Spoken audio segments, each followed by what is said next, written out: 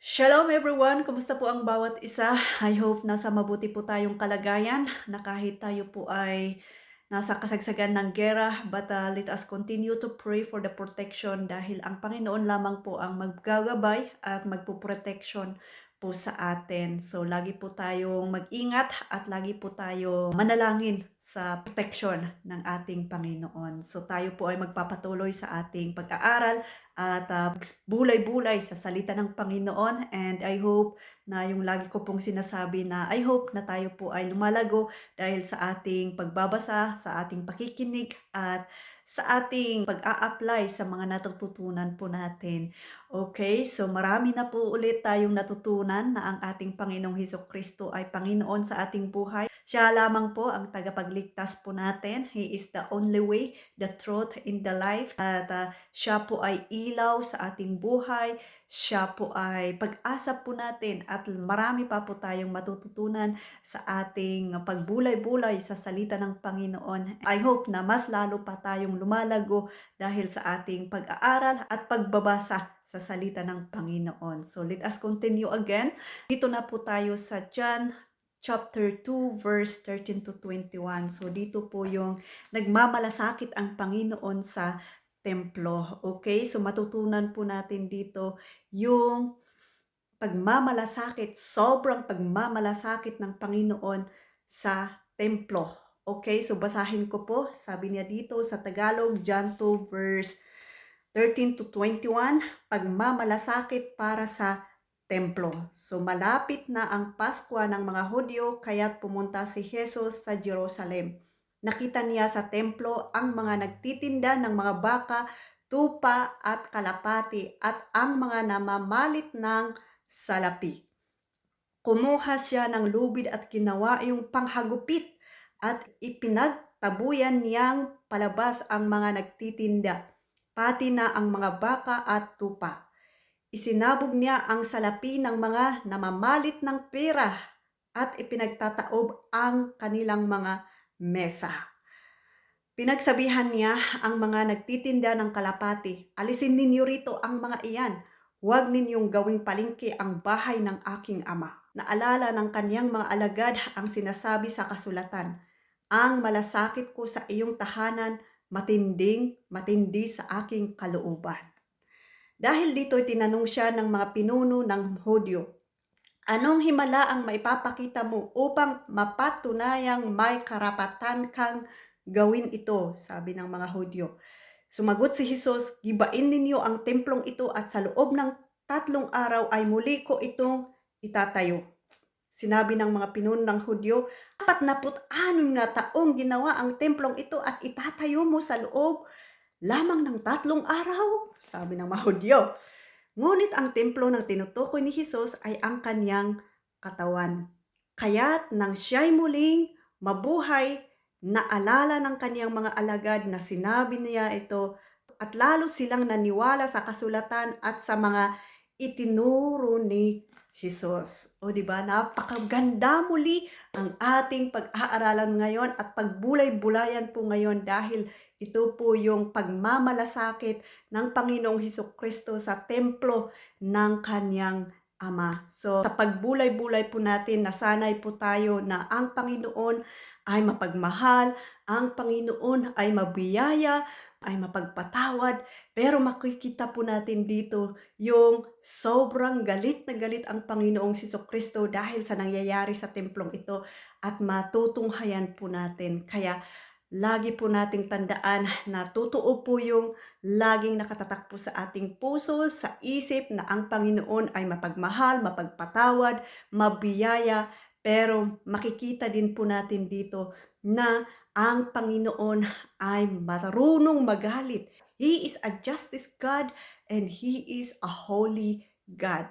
Okay? So I hope na alam po natin, huwag po lang tayong huminto doon sa ang Panginoon ay mabiyaya, ang Panginoon ay mahal na mahal po tayo, ang Panginoon ay mapagpatawad. Huwag po tayong huminto doon dahil totoo po naman yan. Totoo po yun. Pero minsan nagiging naa-abuse po natin ang mga ganyan dahil 'Pag tayo po ay nananatili sa kasalanan, ang lagi po nating sinasabi sa ating isip, "Oh, mapagpatawad ang Panginoon, papatawarin po ako ng Panginoon." But yes, tama po 'yun, pero kailangan na matutunan din po natin na ang Panginoon ay marunong magalit kung tayo po ay nananatili sa kasalanan. At pinapakita po niya dito na ang templo ay dapat banal. Okay, makikita po natin dito sa nabasa po natin na ang Panginoong Hesukristo ay nagpunta doon sa Jerusalem, sa templo ng Panginoon, at nakita niya ang mga tao doon na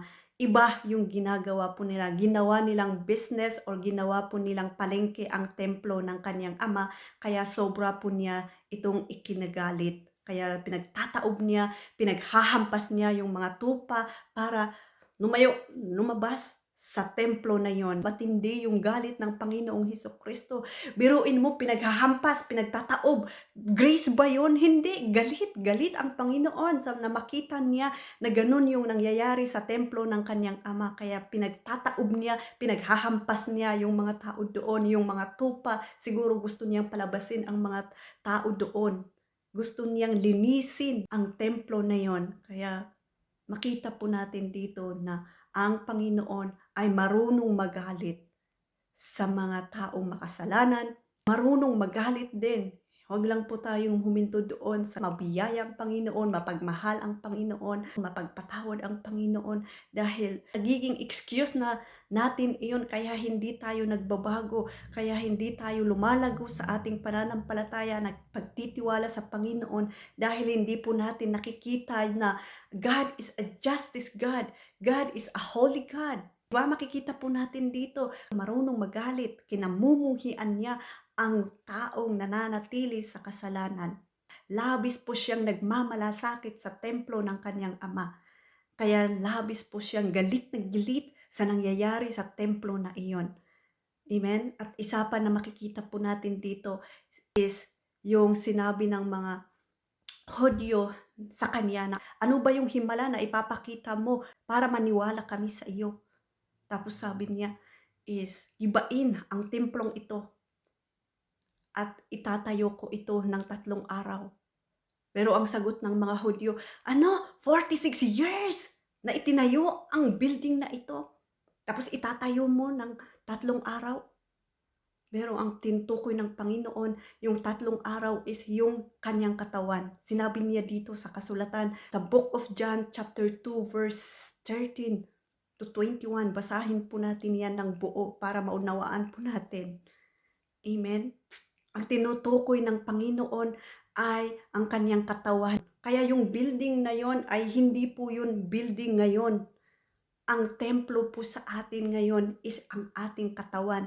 At hinahanda po tayo ng Panginoon dito sa verse na ito, na ipinapakita niya dito na itatayo niya ang templo within 3 days. Na siya po ay dumating, nag-minister, ipinapatay po siya, tapos nabuhay po siya muli in 3 days. Yun po yung tinutukoy niya. At sa pamamagitan po niya ay magiging templo po ang ating katawan. Kapag tayo po ay nakipag-isa sa Kanya, ang ating katawan ay nagiging templo. Yun po yung tinutukoy po ng Panginoon. Kaya sinabi niya doon sa 21, ngunit ang templong tinutukoy ni Jesus ay ang Kanyang katawan.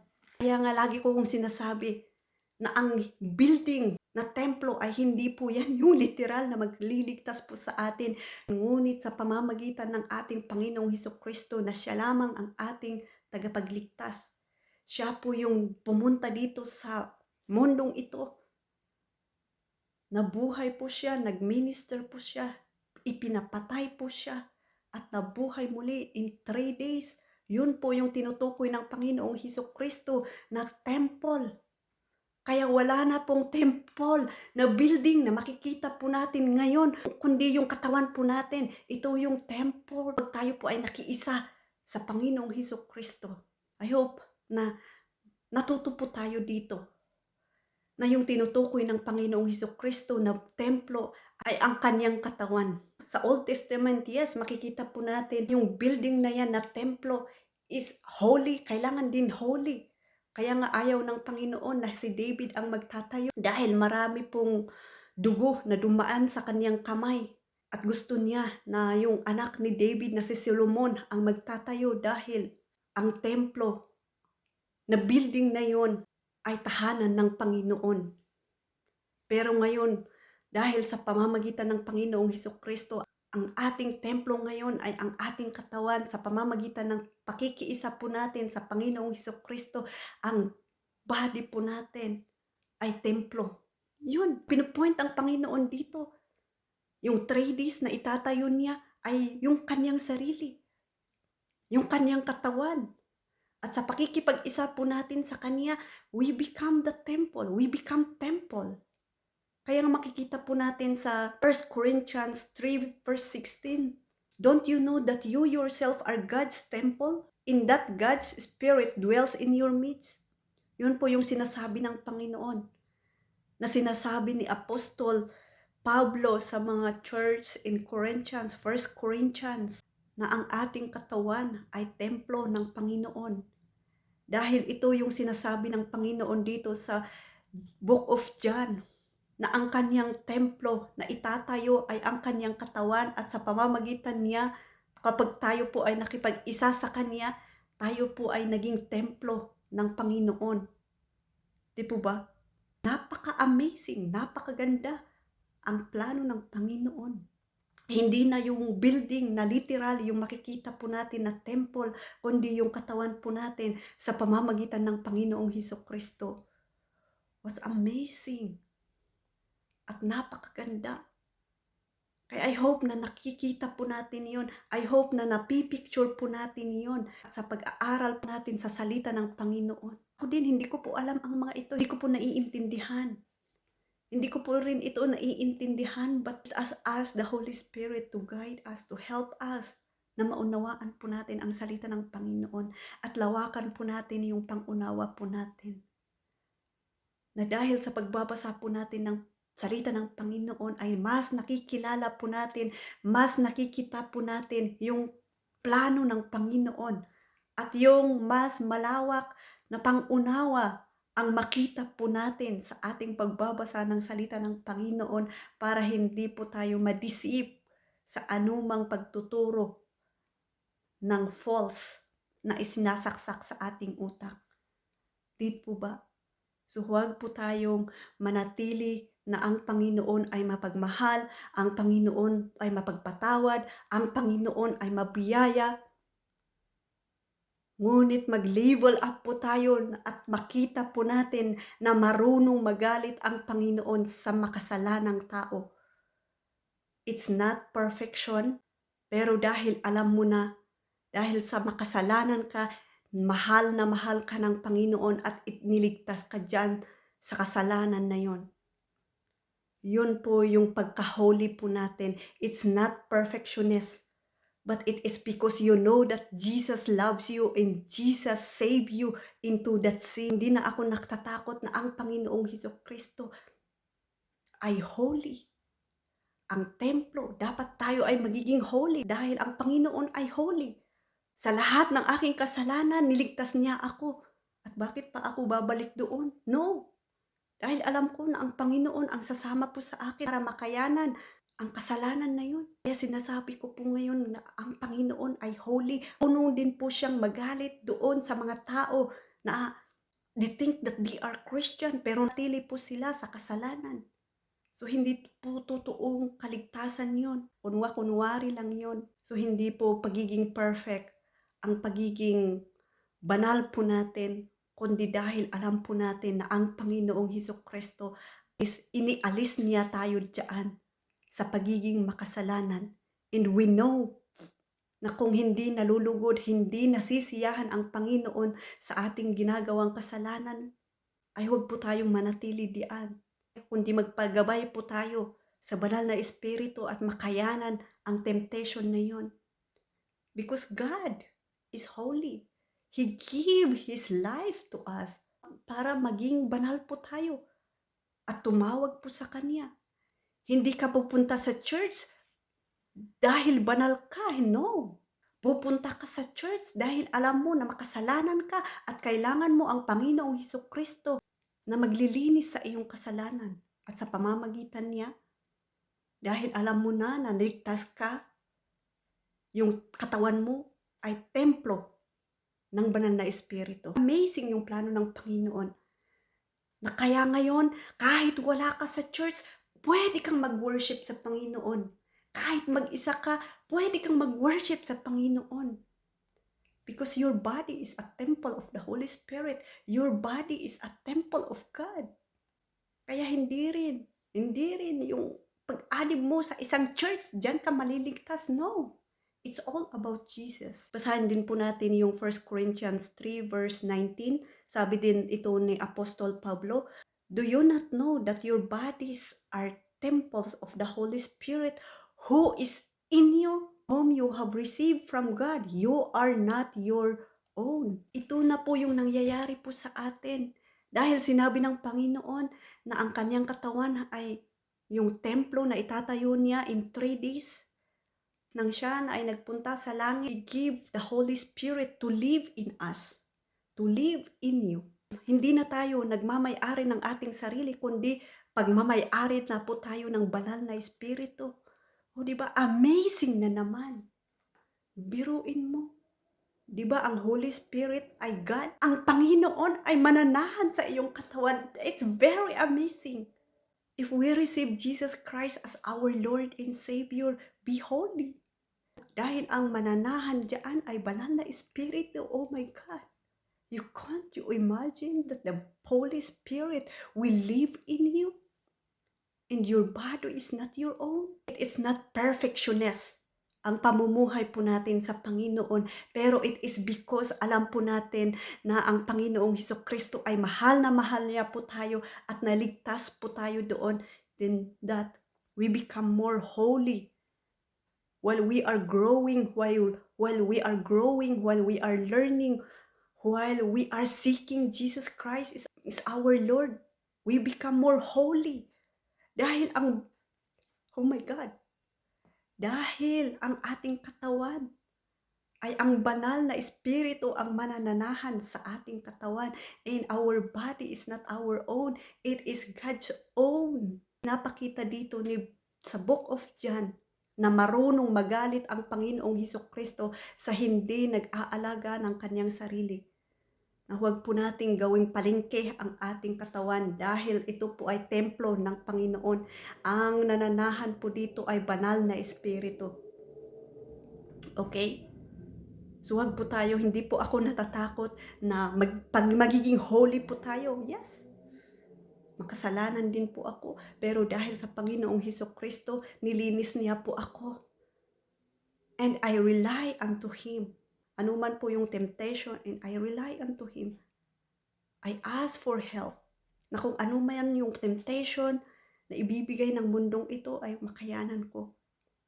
And I know na ginabayan po ako. Kaya sa time ngayon, kayang-kaya ko na sabihin na ang Panginoon ay holy. Hindi na po ako natatakot na magiging holy po tayo dahil ang Panginoong Hesukristo. Dahil alam ko na niligtas ako ng Panginoon dahil sa aking kasalanan. Dahil ako'y makasalanan, marami din po akong pagkakamali, karumal-dumal na ginagawa sa aking buhay. But God saved me. At ayaw ng Panginoon na ako po ay manatili sa kasalanan na yon. He want me to be holy because the Holy Spirit will live in me. So huwag po tayong masanay sa laging sinasabi ng mga leaders po natin, sa mga pastor po natin. Yes, it's true. But kukunti lamang ang nagsasabi na ang Panginoon ay marunong magalit, ang Panginoon ay holy dahil siguro takot po sila. Dahil hindi po nila alam ay pagtanggol ang kanilang sarili. Na hindi po nila nakita. Yung katawan po nila ay tahanan ng banal na espiritu. And we know that the Holy Spirit is God. Yung Panginoon ay mananahan sa ating katawan. Kaya nagagalit ang Panginoon. Lubos po siyang nagmamalasakit sa templo. Ayaw po niya na makita na dinudungisan ang templo. Kaya nagalit po siya, pinaghahampas. So kung tayo po yun, marunong magalit ang Panginoon. Pag nagalit po siya, wala na po tayong chance. Kaya this is the time to receive Jesus Christ as our Lord and Savior. At magpabago po tayo sa Kanya. Huwag kang lumapit na akala mo ay banal ka na. No. Everybody commits sin. Lumapit po tayo sa Panginoon dahil siya lamang po ang magliligtas po sa atin at siya lamang po ang magbibigay ng kalinisan sa ating mga kasalanan. In that we become holy. Through Him, we become holy, and through Him, the Holy Spirit will live in our heart. And the Holy Spirit will live into our life. O diba? Ang ganda ng plano ng Panginoon sa atin. Kaya magpatuloy po tayo na mag-aral ng salita ng Panginoon, saliksikin. Lagi po tayong magtiwala sa Panginoon. Lagi po tayong mahalin, hanapin ang kanyang kagustuhan sa ating buhay. Ulit-ulit kong sabihin po ito, it's not being perfectionist, ang pagiging holy po natin sa pamamagitan ng Panginoong Hesukristo, but it is because we know that God loves us and we know that God saved us into that sin. At siya na po yung magro-rule ng ating buhay. Kung bago-bago pa lang po tayo na tinanggap ang Panginoong Hesukristo, let us continue to seek Jesus. Let us continue to learn more about Jesus. I-focus po natin ang ating puso, ang ating mata, ang ating isips about kay Jesus. And I hope ngayon, matuto po tayong i-idolize si Jesus Christ. That everything we do, He is our banner. He is our Jehovah Nissi. I hope na natuto po tayo dito na marunong magalit ang Panginoong Hesukristo sa mga nananatili sa kasalanan. Pinagtataob, pinaghahampas niya ng lubid. Grabe yun Diba nakakagulat yun kung galit mo ang ama mo, nahampasin ka ng lubid, pagtaobin yung lamesa, diba? Nakakagulat yun. But napakabuti yung plano ng Panginoon. He make our body as a temple of God. He make our body as a temple of the Holy Spirit. Kaya ayaw niya pong madungisan ang ating sarili. If we are in God, we continue to be holy. Tingnan po natin si Jesus. Yung sabi ko ulit, it's not being perfectionist, but it is how you love Jesus. It is how you desire to love Jesus. It is how you surrender your life to Jesus. Because He saved you. Because He loves you. Tinanggal niya yung pagkamakadiyos niya para lang sa'yo. Tapos ikaw, na alam mo na, naligtas ka, lagi mo pa rin pinipilit yung desire ng flesh mo that by faith, nothing is impossible with God. Ito yung gusto ko, kakaawain ako ng Diyos. No, kung alam mo na, kung tinanggap mo na ang Panginoong Hesukristo, hindi na ikaw ang magdidesisyon. Kundi let God, let the Holy Spirit help you to decide what is the desire of God. Tapos ka na diyan sa mundong ito. The desire of the Holy Spirit. Because your body is a temple of the Holy Spirit who lives in you. Yun lamang po, I hope na natuto po tayo na God is a justice God and God is holy God. Grace is not permission to sin, but it has power to overcome sin. It has power to follow Jesus. It has power to grow in faith, to know that our Lord is holy, to know that our Lord is justice God, not only loving, not only graceful, not only faithful, but He is also a justice God. He is a holy God. So may verse nga yung sinabi niya na kung ano yung kinamumuhian ng Panginoon ay kamuhian nyo din. Kung ano yung minamahal ng Panginoon ay mahalin nyo din. So yun po yung tinuturo ng Panginoon. If our body is a temple of the Holy Spirit, let it be that what God love, ay mahalin din po natin. What God hates, ay hate din po natin. So, baka mabash po ako yung sinabi ko that God is holy. It's not being perfectionist, but because you know that God loves you and He save you into that sin. So let us continue that keep on praying and keep on growing to follow Jesus.